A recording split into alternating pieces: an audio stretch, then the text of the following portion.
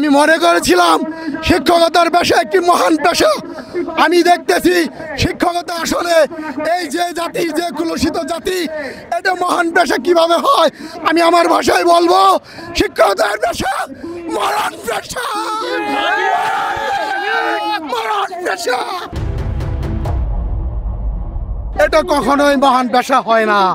আমরা মহান পেশা তখনই বলবো শিক্ষকের ন্যায্য দাবিগুলো মাননীয় সরকার মহোদয়, মাননীয় শিক্ষামন্ত্রী, মাননীয় শিক্ষা উপদেষ্টা, আপনারা আমাদের দাবিগুলো যথাযথভাবে মেনে নেবেন। আমরা আচ্ছা, কি এমন দাবি যে সরকার আপনাদের দাবি মেনে নিচ্ছেন আন্দোলন করার পরও? আমাদের সরকারি নিয়মে 45% সরকারি টিচারদের বাড়ি ভাড়া, যেখানে 97% বেসরকারি শিক্ষক ফোরাম, এখানে অনলি আমাদের বেসরকারি শিক্ষকদের মাত্র 1000 টাকা বাড়ি ভাড়া দিচ্ছে। সাউথ টাউনে হোক আপনার স্বপ্নের আবাসন, আগে দখল পরে মূল্য পরিশোধ। স্বাধীনতার 54 বছর পরে এটা জাতি আশা করে না। স্বাধীনতার 54 বছর গেলে এভাবে যদি আরো 24 থেকে আরো 54 বছর যায়, তবে কিনা আমার সন্দেহ আছে এই জাতি কলঙ্কিত মুক্ত হতে পারবে কিনা।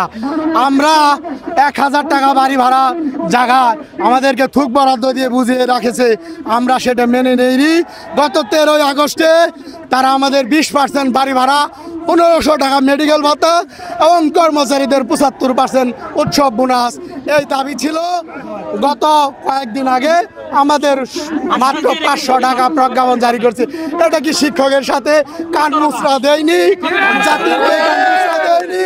আমি মনে করেছিলাম শিক্ষকতার পেশা একটি মহান পেশা। আমি দেখতেছি শিক্ষকতা আসলে এই যে জাতি, যে কুলুষিত জাতি, এটা মহান পেশা কিভাবে হয়। আমি আমার ভাষায় বলবো, শিক্ষকতার পেশা মহান পেশা, মহান পেশা। এটি বিচ্ছেদ পেশা, এটি আত্মীয় থেকে বিচ্ছেদ, এটা ফ্যামিলি থেকে বিচ্ছেদ, এটা গোটা জাতি থেকে বিচ্ছেদ। এটা কখনোই মহান পেশা নয়। আমি মহান পেশা তখনই বলবো যখন শিক্ষকের জীবনযাত্রার মান উন্নয়ন হবে। ততক্ষণ পর্যন্ত না, যতক্ষণ পর্যন্ত এই শিক্ষক ঢাকার রাজপথে থাকবে।